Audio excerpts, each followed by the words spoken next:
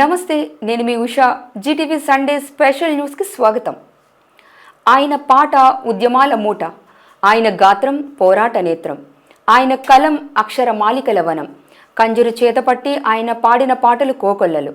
మహిళా అభ్యున్నతి, పర్యావరణ పరిరక్షణ, అనాథ పిల్లల సంరక్షణ, ప్రభుత్వాలతో ఘర్షణ, ఇలా ఒకటి కాదు రెండు కాదు, సందర్భం ఏదైనా ఆయన ఎక్కడున్నా అక్కడికక్కడే పాటల అల్లిక చేసి పరవశింపజేయడం ఆయన ప్రత్యేకతగా మలుచుకున్న ప్రజా గాయకుడు మజ్జి దేవిశ్రీతో జీటీవీ చిట్ చాట్ ఇప్పుడు మీకోసం. ఆయన గురించి మన ఉత్తరాంధ్ర ప్రజలకు పెద్దగా పరిచయం చేయాల్సిన పని లేదు. ఎందుకంటే ఆయన గాత్రం, ఆ చేతిలో ఉన్న కంజరీ వింటే ఆయన మజ్జి దేవిశ్రీ గాయకుడు అని స్పష్టంగా ప్రతి ఒక్కరికి అర్థమైపోతుంది. అంత పేరు ప్రఖ్యాతులు సంపాదించారు. ఎంతో సీనియర్ గాయకులు కూడా మెప్పించి ఈరోజు విశాఖలో స్థిరపడినటువంటి ప్రముఖ ప్రజా గాయకుడు మజ్జి దేవిశ్రీ ఈరోజు మనతో ఉన్నారు. కాసేపు ఆయనతో మాట్లాడదాం. ఆయనలో ఉన్న కళకి సంబంధించిన విషయాలు, అదేవిధంగా ఆయన కుటుంబానికి సంబంధించిన విషయాలు తెలుసుకునే ప్రయత్నం చేద్దాం. ఆయన గాత్రం నుండి కొన్ని పాటలు కూడా మీ అందరికీ కూడా వినిపించే ప్రయత్నం చేస్తాం. దేవిశ్రీ గారు నమస్కారం. నమస్తే ప్రసాద్. మిమ్మల్ని చూస్తుంటే ఒక ఇన్స్పిరేషన్ అన్నటువంటిది కలుగుతుంటుంది. ఎందుకంటే రాజకీయాలకు అతీతంగా అదేవిధంగా విద్యార్థుల కోసం, మహిళల కోసం, ఈ రోజున్నటువంటి సొసైటీ కోసం కూడా మీ గాత్రం నుంచి వస్తున్నటువంటి ఆ పాటలు చాలా ఇష్టపడిన వాళ్ళు చాలామంది ఉన్నారు. అసలు మీకు ప్రేరణ ఏ విధంగా కలిగింది? ఫస్ట్ ఆఫ్ ఆల్ మా జీటీవీ గురించి, మా జీటీవీ ప్రేక్షకులకి మీ ఇంట్రడక్షనే ఒక పాటతో మా ప్రేక్షకులకి చూపించండి. నిన్ను విడిచి ఉండలేనమ్మో ఓ పాటమ్మా, నువ్వు ఎన్నడూ మరసిపోకమ్మో నా పాటమ్మా, నువ్వు ఎన్నడూ మరసిపోకమ్మో నా పాటమ్మా. నిన్ను విడిచి ఉండలేనమ్మో ఓ పాటమ్మా, నువ్వు ఎన్నడూ మరసిపోకమ్మో నా పాటమ్మా, నువ్వు ఎన్నడూ మరసిపోకమ్మో నా పాటమ్మా. ప్రతి ఎదలో నా మెదులుతూ ఉంటావా పాటమ్మా, ప్రతి ఎదలో నా మెదులుతూ ఉంటావా పాటమ్మా, నా ఎదలో నా పదిలంగా ఉంటావో పాటమ్మా. నిన్ను విడిసి ఉండలేనమ్మో ఓ పాటమ్మా, నువ్వు ఎన్నడూ మరసిపోకమ్మో నా పాటమ్మా. నీ తోడు ఉంటే ఏ బాధ ఉండదని తెలవనోళ్ళు కొందరు. ప్రసాద్ గారు ఎంత అద్భుతంగా రాశాడంటే, అసలు ఆ పాట తోడుంటే ఏ బాధ ఉండదని చెప్పి అంటాడండి భిక్షపతి. నీ తోడు ఉంటే ఏ బాధ ఉండదని తెలవనోళ్ళు కొందరు, అసలు కళాకారులై పుట్టనందుకు కుమిలిపోయేటోళ్ళు ఎందరు. ఎంత ఘాతకుడైనా బాతురూముల్లోన బతిమిలాడు పుట్టాడోయమ్మా. నువ్వు లేకపోతే లోకానికి నేనెవరో తెలవదోయమ్మా. నిన్ను విడిసి ఉండలేనమ్మో ఓ పాటమ్మా, నువ్వు ఎన్నడూ మరసిపోకమ్మో నా పాటమ్మా, నువ్వు ఎన్నడూ మరసిపోకమ్మో నా పాటమ్మా. తాత తండ్రుల్లాంటి ఆస్తుపాస్తులు లేవు, తల్లిదండ్రులు సంపాదనేమీ లేదు. నిన్ను నమ్ముకొని ఎన్నో ఊళ్ళు తిరిగి కన్న వాళ్ళని విడిచి గెలిచి వస్తాము.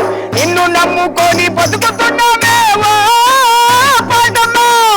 ఉన్ననాడు కలిసి తింటాము, లేకుంటే నిన్ను తలుసుకుంటాము. నిన్ను విడిసి ఉండలేనమ్మో ఓ పాటమ్మా, నువ్వు ఎన్నడూ మరసిపోకమ్మో నా పాటమ్మా. నిజంగా చాలా అద్భుతం.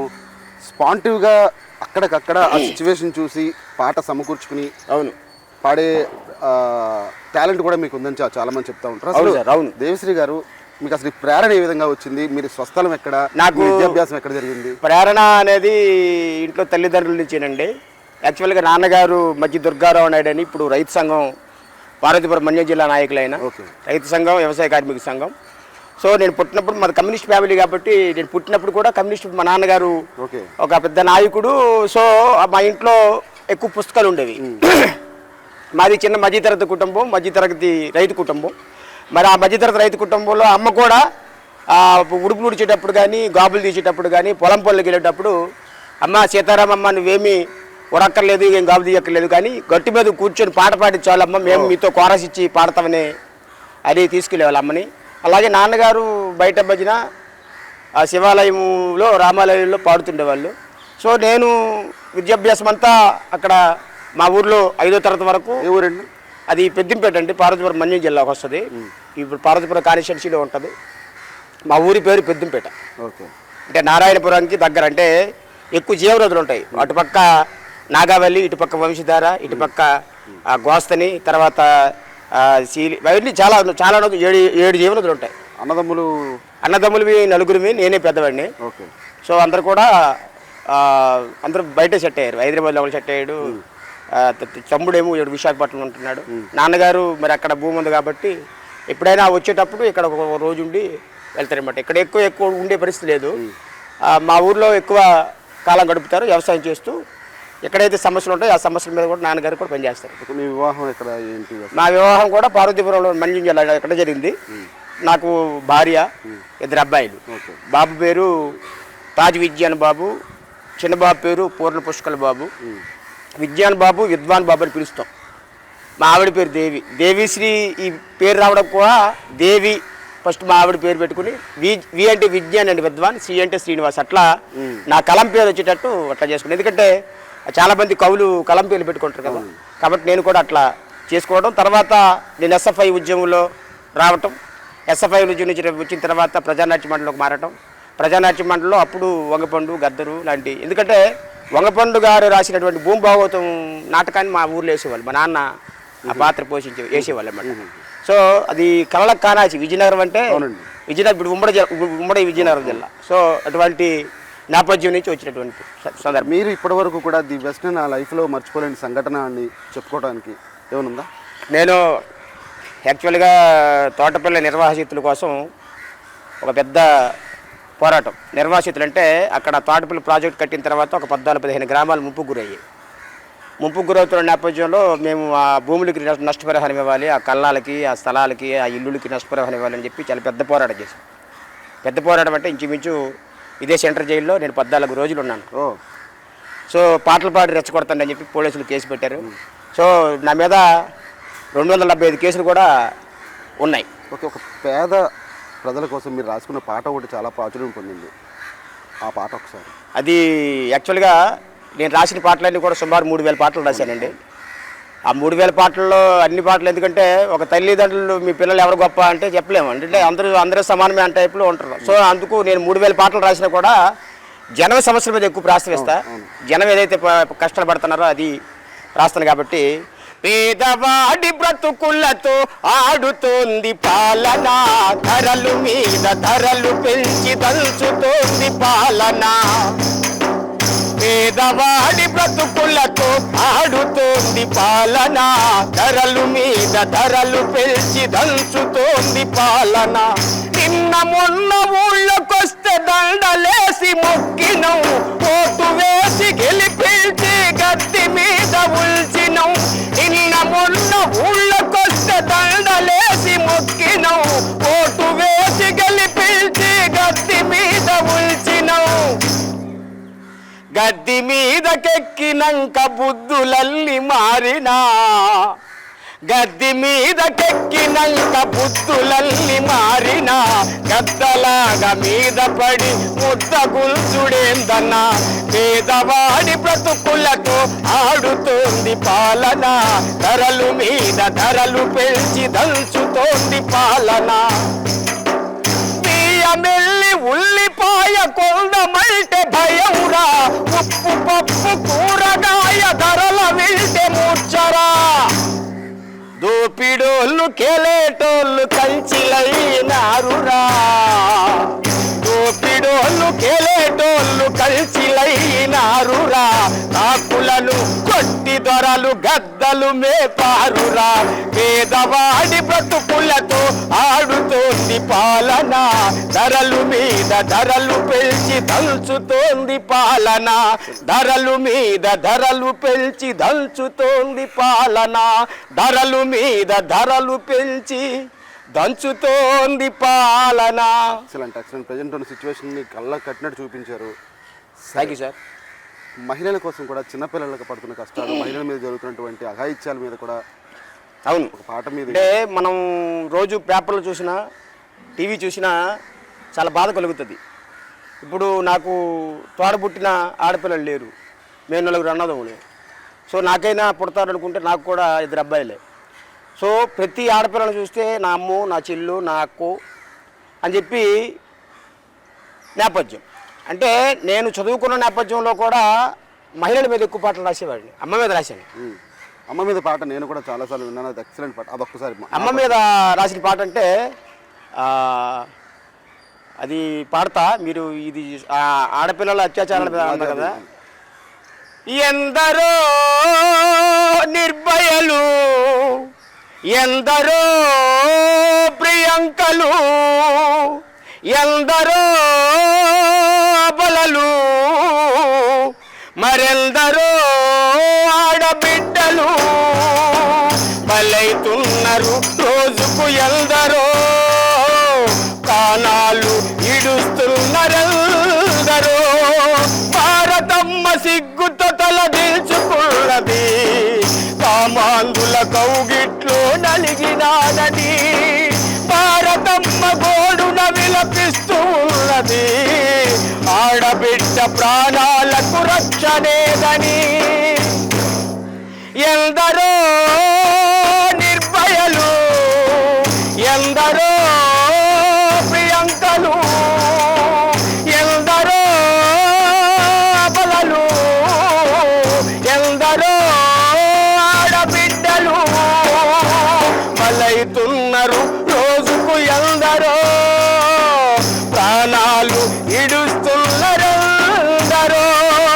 నేరాలను ఆపేదెవరు, అవి జరగకుండా చూసేదెవరు. నేరాలను ఆపేదెవరు, అవి జరగకుండా చూసేదెవరు. ఆడబిడ్డ జోలికొస్తే అంగచ్ఛేదనమే, ఆడబిడ్డ జోలికొస్తే అంగచ్ఛేదనమే. తలనరికి మురికొయ్యకు వేలాడదీయడమే. ఎందరో నిర్భయలు, ఎందరో ప్రియాంకలు, ఎందరో బలలు, మరెందరో ఆడబిడ్డలు బలైతున్నారు రోజుకు. ఎందరో ప్రాణాలు ఇడుస్తున్నారెందరో అంటూ అది అమ్మ మీద రాసిన పాట కూడా. ఎందుకంటే మా అమ్మ మీద నేను చిన్నప్పటి నుంచి మా అమ్మని చూడటం, చూస్తూ పెరగటం. అమ్మ మాయమ్మ నువ్వు పాట పాడితే పశుపక్షాదులు చూడు పరవశిస్తాయి. నా తల్లి సీతమ్మ నువ్వు రాగమెత్తితే పంచభూతాలు చూడు ఆలకిస్తాయి. అమ్మా సీతమ్మ నీ పాట కొండను, నా తల్లి సీతమ్మ నీ పాట కొండను. నీ కంఠమేంత మధురమే మరువను ఏ నిమిషము. అమ్మా సీతమ్మ నువ్వు పాట పాడితే పశుపక్షాదులు చూడు పరవశిస్తాయి. నా తల్లి సీతమ్మ నువ్వు రాగమెత్తితే పంచభూతాలు చూడు ఆలకిస్తాయి. నువ్వు పాడని చోటే లేదే మాయమ్మ, నువ్వు పాడని చోటే లేదే మాయమ్మ. ఉడిపి ఉడిసిన కాడా నీ పాటే, కాపుదీత కాడా నీ పాటే, పాలసార కాడా నీ పాటే.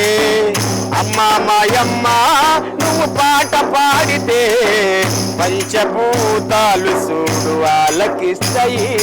నా తల్లి సీతమ్మ నువ్వు రాగమెత్తితే పంచభూతాలు చూడు ఆలకిస్తాయి అంటూ మా అమ్మ తాలూకు గొప్పతనం పాట. అంటే కవులు ఎట్లా రాస్తారంటే భార్య మీద రాస్తాడు, లేకపోతే అమ్మ మీద రాస్తాడు, లేకపోతే ఈ పుడం మీద రాస్తాడు, లేకపోతే ఈ పర్యావరణం మీద రాస్తాడు. పర్యావరణం ఎప్పుడైనా మనం పచ్చగా ఉందంటే మనం హ్యాపీగా ఉంటాం సార్. పర్యావరణం దెబ్బతిందంటే అనేక ఉపద్రవాలు వస్తాయి. ఉదాహరణకి హుదూద్ లాంటిది, లేకపోతే మొన్న కరోనా లాంటిది.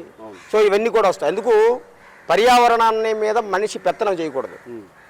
నేను పర్యావరణం సంబంధించి, విధ్వంసకర అభివృద్ధి సంబంధించి చాలా పాటలు రాశాను. అవే పాటల్ని ఆంధ్ర యూనివర్సిటీలో నా సాహిత్యం మీద పరిశోధనలు చేస్తున్నారు. కాబట్టి పర్యావరణాన్ని మనం రక్షించుకోగలిగితే మనం హ్యాపీగా ఉండేది సార్. దేవిశ్రీ గారు, ఇందులో మీరు మాట్లాడుతున్నప్పుడు ఒక మాట అన్నారు, ఏయులో మీ పాటల మీద పరిశోధనలు కూడా జరుగుతున్నాయి. అవును. పర్యావరణ పరిరక్షణకు సంబంధించి మీరు ఇప్పటికే పలు ఉద్యమాల్లో కూడా పాల్గొన్నారు. ఈ ప్లాస్టిక్ నివారణ గురించి కూడా చాలా ఉద్యమాలు, రైతు బజార్ దగ్గర అవేర్నెస్ ప్రోగ్రామ్స్ కూడా మీరు పాల్గొనడం జరిగింది. అయితే దానికి సంబంధించి ఇటీవల పాట ఒప్పుకొల్పుతున్నప్పుడు కూడా మీరు ఒక పాట రాసి చాలా ఉంది, ముక్కులు కూడా పొందారు. ఆ పాట అందరి కోసం మాకు ఏమిచ్చావని ప్రకృతి నీకు నీడయింది, ఏమిచ్చావని ప్రకృతి నీకు వానయ్యింది, ఏమిచ్చావని ప్రకృతి నీకు నీడయింది, ఏమిచ్చావని ప్రకృతి నీకు వానయ్యింది, ఏమిచ్చావని ప్రకృతి నీకు ఎండయింది, ఏమిచ్చావని ప్రకృతి నీకు గొడుగయింది. ప్రకృతిలో నడు, ప్రకృతితో నడు, ప్రకృతికై నడు, ప్రకృతినే కాపాడు. ఏమిచ్చావని ప్రకృతి నీకు ఎండయింది, ఏమిచ్చావని ప్రకృతి నీకు ఎండయింది, ఏమిచ్చావని ప్రకృతి నీకు నీడయింది, ఏమిచ్చావని ప్రకృతి నీకు గొడుగయింది. ప్రకృతిలో నడు, ప్రకృతితో నడు, ప్రకృతికై నడు, ప్రకృతినే కాపాడు. అటవీ సంపదని కాపాడి వన్య ప్రాణులను రక్షిస్తే మనిషి మనుగడకుడు కాలేదని డంకా కొట్టి సాటండి, ప్రకృతిని ప్రేమించండి. అటవీ సంపదని కాపాడి వన్య ప్రాణులను రక్షిస్తే మనిషి మనుగడకుడు కాలేదని డంకా కొట్టి సాటండి, ప్రకృతిని ప్రేమించండి. ఏమిచ్చావని ప్రకృతి నీకు ఎండయింది, ఏమిచ్చావని ప్రకృతి నీకు వానయింది, ఏమిచ్చావని ప్రకృతి నీకు నీడయింది, ఏమిచ్చావని ప్రకృతి నీకు గొడుగయింది. ఏనుగు పులులు సింహాలు, ఏనుగు పులులు సింహాలు జనవాసాల్లోకొస్తున్నాయని గొగ్గోలు పెడుతున్నారే, అది మానవ తప్పిదమే కాదా? అంటే మీకు ఈ మధ్య చూడండి, పార్వతీపురం ఏరియా చూసుకుంటే ఏనుగులన్నీ వచ్చేస్తున్నాయి, మొత్తం పంటలు పాడు చేస్తున్నాయి, కూడా నగరాల్లోకి వచ్చేస్తున్నాయి, పేపర్లో టీవీలు చూస్తున్నాం. మరి ఈరోజు వాటి ఆవాసాలని మనం ధ్వంసం చేస్తూ ఉన్నాం, వాటి ఆవాసాలను నాశనం చేస్తూ ఉన్నాం. మరి ఎక్కడికి వెళ్తాయి అవి? వాటి ఇల్లు మనం ఇంట్లో ఉంటాం సార్. మన ఇల్లు పడిపోతే ఒకవేళ కూలిపోతే మనం ఎక్కడ ఉంటాం? బయట కదా ఉంటాం. అలాగే వాటి ఆవాసాలు దూరం చేస్తున్నారని చెప్పి మదనతో, అంటే ఒక బాధతో రాసినటువంటి, అంటే ప్రకృతి నిజంగా ఇంత ఇస్తుందండి. నిజంగా మనం కోవిడ్లో చూసుకున్నట్లయితే ఆక్సిజన్ కోసం ఎన్ని డబ్బులు ఖర్చు పెట్టాం. ఈరోజు అదే ప్రకృతి మనకి ఫ్రీగా ఇస్తుంది కదా. ఎన్ని క్యాలరీస్ మనం పీలుస్తున్న గాలిని.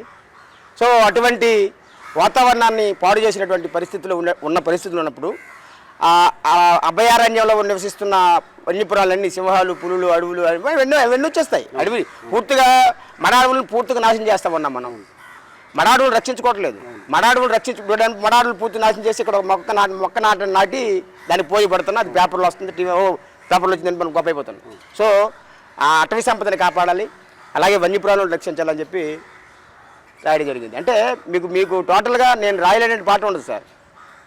ఇప్పుడు చాలామంది ఆయన మైక్లో మాట్లాడుతూ ఉంటే చూసి ఆనందపడడం, చప్పట్లు కొట్టడం చేస్తూ ఉంటారు. అంత అభిమానం కలిగినటువంటి వ్యక్తి డిప్యూటీ సీఎం పవన్ కళ్యాణ్.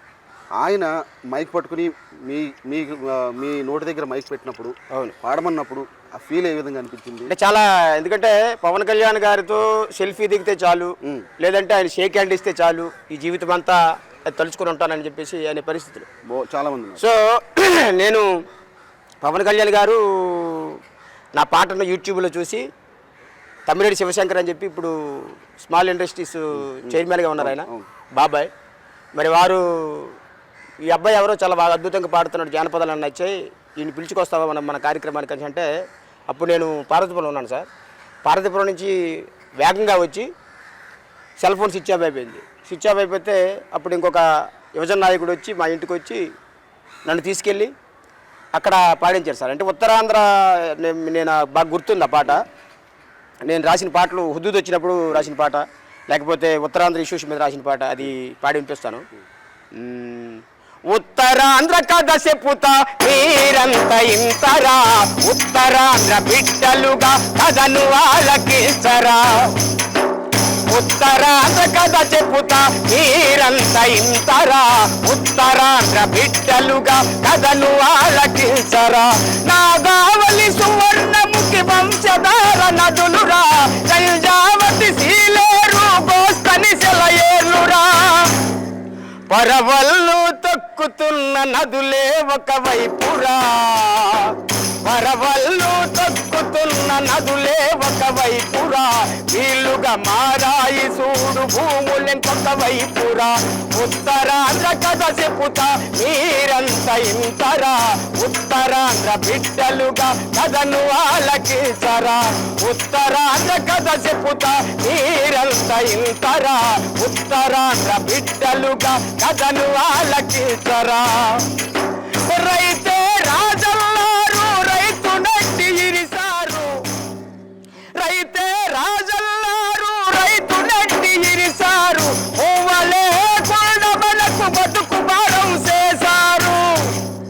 వాన పిక్కు సజ్జులతో దగా చేయ చూసారు, వాన పిక్కు సజ్జులతో దగా చేయ చూసారు. రైతులు భూములను వీరు అప్పనంగా గుంజారు. ఉత్తరాంధ్ర కథ చెప్పుతా మీరంత ఇంతరా, ఉత్తరాంధ్ర బిడ్డలుగా కథను ఆలకించరా. ఈ పాట నాడు జనసేన నిరసన కవాతు పవన్ కళ్యాణ్ పెడితే ఆ జనసేన నిరసన కవాతులో పాడాను సార్. ఆ పాడిన తర్వాత ఈ పాట మంచి ఫేమస్ ఫోకస్ అయింది. అంటే మొత్తం అన్ని టీవీ ఛానల్లో లేకపోతే పేపర్లో కూడా చాలా అద్భుతంగా మన వాళ్ళు రాశారు. జర్నలిస్టులు అంటే నాకు మంచి మిత్రులు, అంటే నన్ను ప్రేమగా చూస్తారు. విషయం ఆంధ్రప్రదేశ్లో ఉన్న జర్నలిస్టులు అందరూ కూడా నాకు అంత ప్రేమగా. జర్నలిస్టుల సమస్యల మీద కూడా మీరు ఒక అద్భుతమైన పాట కలెక్టరేట్లో రాశారు. అవును అవును, ఇప్పటికప్పుడు జర్నలిస్టుల కోసం రాశారు. అవును అవును, అది కూడా అది మర్చిపోలేని పాట. అది రాశా. ఎందుకంటే నేను జర్నలిస్టులనే, నేను కూడా జర్నలిస్టులే కదండి ఒకప్పుడు. నేను కూడా జర్నలిస్టులే కాబట్టి మరి జర్నలిస్టుల సమస్యలు మనం రాసుకోకపోతే బాగోదు కదా అని చెప్పి రాసుకునే సార్ పరిస్థితి. అది గుర్తుని పాడతా, జర్నలిస్టుల కోసం ఖచ్చితంగా పాడతా. ఆ తర్వాత జనసేన నిరసన కవాతులో అన్ని పేపర్లో టీవీలో వచ్చిన తర్వాత మంచి ఫేమస్ ఫోకస్ అయ్యాను నేను. రాష్ట్రంలో ఎక్కడికి వెళ్ళా కూడా నన్ను గుర్తుపెట్టే పరిస్థితి. కాబట్టి ఆ తర్వాత ఈ పాట పవన్ కళ్యాణ్ గారి దగ్గర పాడిన తర్వాత మొన్న ఉక్కు సత్యాగ్రహం సినిమాలో కూడా ఈ పాట నేనే రాశా. ఉక్కు సత్యాగ్రహం సినిమాలో కూడా పాట వచ్చింది. గద్దర్ గారితో మీకు ఉన్నటువంటి అనుబంధం ఏ విధంగా ఉండేది? గద్దర్ గారు మన ఉత్తరాంధ్ర ముద్దుబిడ్డ. అవును, వంగపండు గారు గద్దరు బావ బామర్దు అని పిలుచుకుండే వాళ్ళు. సో వంగపండు నేను డాడీ అనేవాడిని, మరి ఆయన నన్ను అల్లుడు అనేవాడు. ఆయన మీద రాశా, వంగపండు మీద కొంత రాశా. ముందుగా వంగపండు గారిది, ఎందుకంటే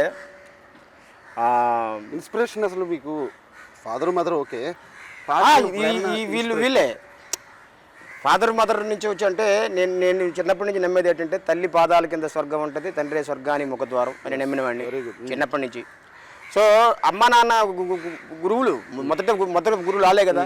కాబట్టి ఆ తర్వాత చదువుకున్న నేపథ్యంలో నేను ప్రజానాట్య మండలి నుంచి వచ్చిన తర్వాత అప్పుడు ప్రజానాట్య మండలిలో వీళ్ళు అప్పుడు మంచి అంటే వంగపండు గద్దరు కార్యక్రమం ఎక్కడ ఉందంటే ఆ రోజు లక్షల మంది పోలీసులు ఉండేవాళ్ళు. సో మా చిన్నప్పుడు చదువుకున్న నేపథ్యంలో ఏం పిల్లడు వెళ్దాం వస్తావా కానీ, లేకపోతే ఆయన తెలంగాణ కోసం అనేక పాటలు రాశాడు. వాళ్ళు రాసిన పాట మీ నోటి వెంట వినాలని ఒకసారి గద్దరు కదా. పొడుస్తున్న పొద్దు మీద నడుస్తున్న కాలమా పోరు తెలంగాణమా, ఊరు తెలంగాణమా, కోట్లాది ప్రాణమా, బల బల బల బల బల బల హో.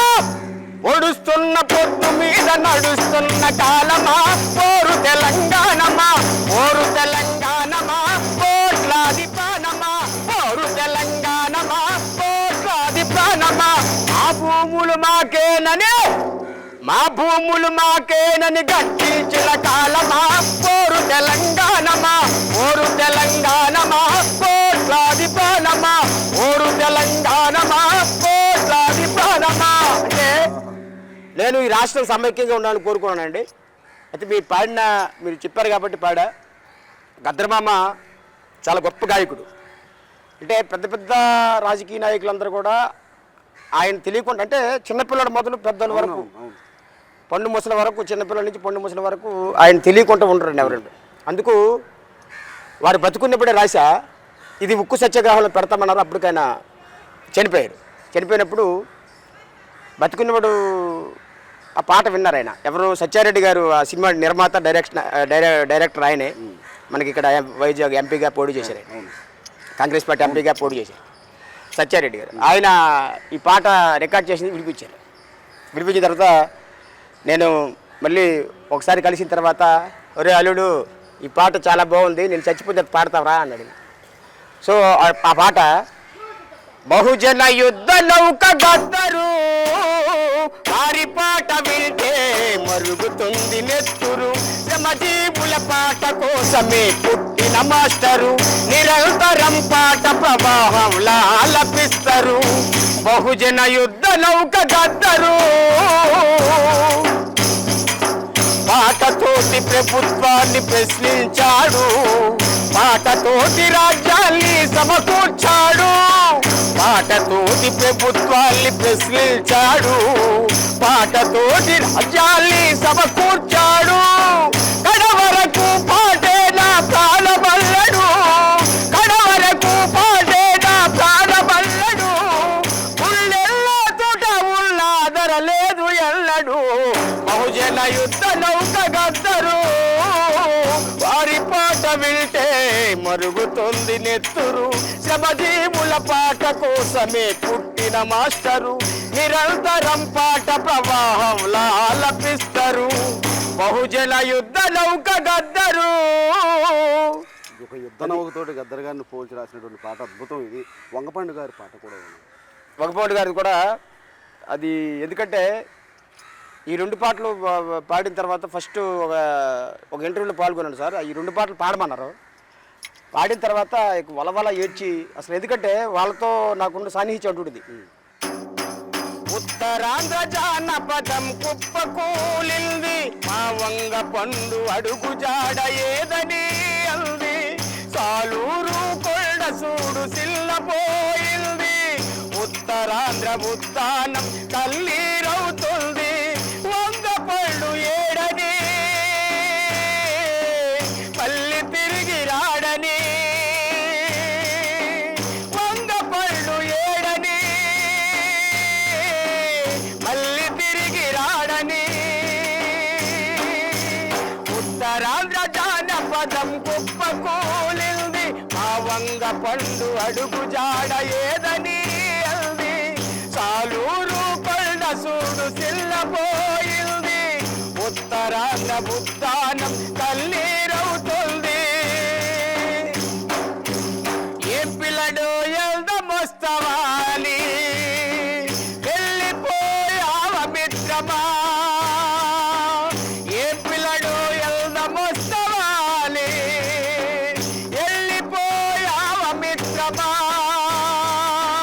కూలిదాని కన్నీళ్ళను చూసి వెడలిపోయావనేస్తమా, నువ్వు రావని మాకు తెలుసని మళ్ళీ రావని వాళ్లకు ఎవరు చెప్పుతారని, వంగ పళ్ళు ఏడని మళ్ళీ తిరిగి రాడని, కొండపాడు స్తూపమే నిన్ను చూడాలంటున్నది, తెలంగాణ కొమరయ్య కొండ రావాలంటున్నది, నువ్వు లేవని మా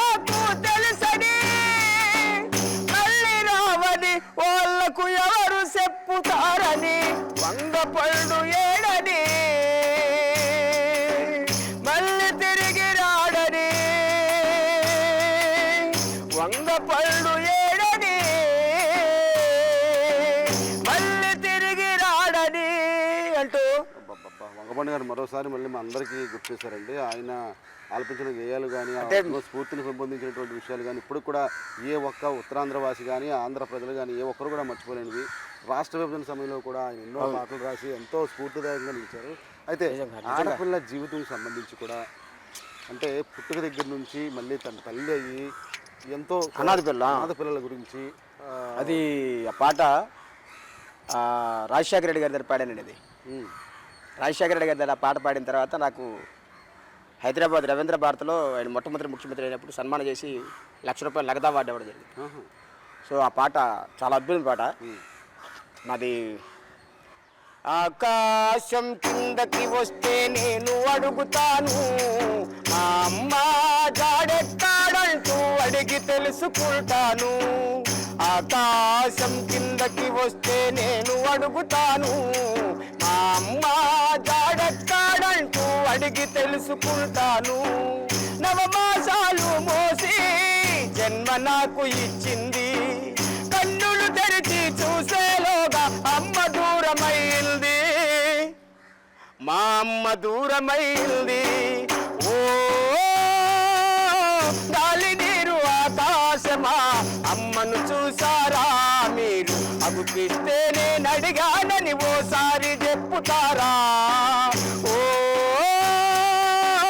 గాలి నీరు ఆకాశమా అమ్మను చూసారా మీరు, అగుపిస్తే నేను అడిగానని ఓసారి చెప్పుతారా. తప్పటడుగులు వేసినప్పుడు చూసి మురవలేదు, తుల్లిపడి అమ్మంటూ ఏడ్చిన బాధ వినగరాదు. తప్పటడుగులు వేసినప్పుడు చూసి మురవలేదు, తుల్లిపడి అమ్మంటూ ఏడ్చిన బాధ వినగరాదు. అరచేతులపై ఎత్తుకొని ఆడించలేదు నన్ను, నాన్న ఎదలపై గారం చేస్తూ నేను ఆడలేదు, ఎప్పుడు ఆటలాడలేదు. ఓ గాలి నీరు ఆకాశమా అమ్మను చూసారా మీరు, అగుపిస్తే నేను అడిగానని ఓసారి చెప్పుతారా. అమ్మలారవో తండ్రులార నా బాధ వినగరండి, నాలాగే మీ పిల్లలను పారేసి వెళ్ళకండి. 3 తలల బ్రహ్మదేవుడు జాలి లేనివాడు, అయిన వాళ్ళను ఎడబాపి నన్ను అనాథ చేశాడు, అమ్మకు దూరం చేశాడు. ఓ గాలి నీరు ఆకాశమా అమ్మను చూసారా మీరు, అగుపిస్తే నేను అడిగానని ఓసారి చెప్పుతారా. అగుపిస్తే నేను అడిగానని ఓసారి చెప్పుతారా. అగుపిస్తే నేను అడిగానని ఓసారి చెప్పుతారా. గుడ్డలు కట్టుకునే పాట అద్భుతంగా రాశారండి. నిజంగా రాజశేఖర రెడ్డి గారు లాంటి వాళ్ళు విని ఏడ్చేశారండి ఆయన. సో అంత అద్భుతమైన పాట. నిజంగా మీలాంటి గాయకులు చాలా అరుదుగా ఉంటారు, అందులో ఇలాంటి పాటలు చాలా స్ఫూర్తిదాయకం. Thank you sir. వింటుంటేనే కళ్ళంటే నీళ్ళు తిరుగుతున్నాయి. అవును, అసలు ఆడపిల్ల పడే కష్టాలు కానీ అవును మీరు అది అంటే చాలా బాధ. ఆయన కూడా అట్లా ఏడ్చి. దేవిశ్రీ గారు, చివరిగా మన తోటి జర్నలిస్ట్ సోదరుల కోసం ఒక పాట, చివరి పాట. అక్షరాన్ని నమ్ముకున్నాము, ఆయుధమై కదిలొచ్చాము. అక్షరాన్ని నమ్ముకున్నాము, ఆయుధమై కదిలొచ్చాము. పొద్దు పురుషుల మొదలు పొద్దుకుంటేదాకా, పొద్దు పురుషుల మొదలు పొద్దుకుంటేదాకా బాధలెన్నో రాస్తుంటాము. పొద్దు పురుషుల మొదలు పొద్దుకుంటేదాకా బాధలెన్నో చూపిస్తాము. అక్షరాన్ని నమ్ముకున్నాము, ఆయుధమై కదిలొచ్చాము.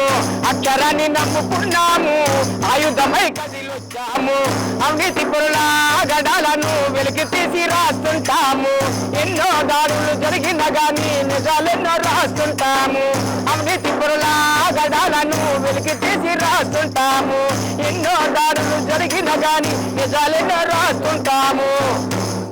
ప్రాణాలు సైతం పోయిన గాని ప్రాణాలు సైతం పోయిన గాని ప్రజల పక్షమవుతుంటాము అక్షరాన్ని నమ్ముకున్నాము ఆయుధమై కదిలొచ్చాము అక్షరాన్ని నమ్ముకున్నాము ఆయుధమై కదిలొచ్చాము పొద్దు పొడిచిన మొదలు పొద్దు కుంగేదాకా పొద్దు పొడిచిన మొదలు పొద్దు కుంగేదాకా బాధలెన్నో రాస్తుంటాము అక్షరాన్ని నమ్ముకున్నాము ఆయుధమై కదిలొచ్చాము అక్షరాన్ని నమ్ముకున్నాము ఆయుధమై కదిలొచ్చాము అక్షరాన్ని నమ్ముకున్నాము ఆయుధమై కదిలొచ్చాము. సూపర్ అండి పాట. నిజంగా మన జర్నలిస్ట్ సోదరులు ప్రభుత్వానికి ప్రజలకి మధ్య వారధిలా అవును అవును ఎన్నో కష్టాలు అనుభవిస్తూ ఈ రోజు ప్రజల కోసం అవును సార్ అవును వారిలో జర్నలిస్ట్ కూడా ఒకరు అని చెప్పి గుర్తించినటువంటి పాట అద్భుతంగా ఉంది. ఏదైనప్పుడు కూడా మీ విలువైన సమయాన్ని మా కోసం కేటాయించారు. అద్భుతమైన స్ఫూర్తిదాయకమైనటువంటి పాటలు పాడి మా కోసం థ్యాంక్ యూ సార్ అందించినందుకు నిజంగా థ్యాంక్ యూ సో మచ్. ఇది చూసాం కదా ప్రజా గాయకుడు మధ్య దేవిశ్రీ గానాల అలంకరణ పాట. నిజంగా ఒక స్ఫూర్తిదాయకమైనటువంటి పాటలు రాయటం కూడా ఒక మంచి కళ అని చెప్పుకోవచ్చు. ఎందుకంటే అది ఎవరికి కూడా సాధ్యం కాదు, దేవుడు వరం కూడా భావించవచ్చు. ఎందుకంటే చూస్తున్నాము ప్రస్తుతం ఉన్న పరిస్థితుల్లో స్పాంటివ్నెస్గా పాడి అక్కడ ఉన్నటువంటి సమస్యను గుర్తించి ఆలోచించి వెంటనే ఆ పాట గురించి తన కంజరితో అవతల వారికి సమాధానం చెప్తూ ఉన్నటువంటి దేవిశ్రీ గారి పాటలు అయితే కనుక నిజంగా అలరించాయని చెప్పుకోవచ్చు. ఉత్తరాంధ్ర ప్రజల పాలిట నిజంగా దేవిశ్రీ లాంటి వాళ్ళు మరింత మంది పుట్టుకురావాలి, ప్రజా గాయకులుగా ఎదగాలి. ఎందుకంటే ఈ గాయకులను మరిచేవంటే మాత్రం ఎవరు కూడా దిక్కుతోచిన పరిస్థితుల్లో పడతామని చెప్పి ఆయన పాట రూపంలో కూడా పాట కోసం ఒక పాట రాశారంటే అద్భుతం. అదేవిధంగా అనాథ పిల్లల కోసం రాసిన పాట అయితే నిజంగా అద్భుతం అని చెప్పుకోవచ్చు. ఇటువంటి పాటలు కోకొల్లాలు రాసున్నారు, పుస్తక ప్రచురణ కూడా చేస్తున్నారని చెప్తున్నారు. ఆయన రాసిన పాటల్లో ఆంధ్ర యూనివర్సిటీలో పరిశోధనలు చేస్తున్నారంటే పర్యావరణానికి సంబంధించి కూడా పరిశోధనలు చేస్తున్నారంటే ఒక అద్భుతం మన విశాఖపట్నంలో ఉందని చెప్పుకోవచ్చు. ఏదైనప్పుడు కూడా ఇటువంటి దేవిశ్రీ ప్రసాద్ మరింత మందికి స్ఫూర్తిదాయంగా నిలవాలని మా జీటీవీ ద్వారా ఆశిద్దాం. ఇది ప్రజా గాయకుడు దేవిశ్రీ ప్రసాద్ అంతరంగం, అదేవిధంగా ఆయన గానాల అలంకరణ కార్యక్రమం. కెమెరామ్యాన్ సూర్యబాబుతో ప్రసాద్, జీటీవీ న్యూస్, విశాఖపట్నం.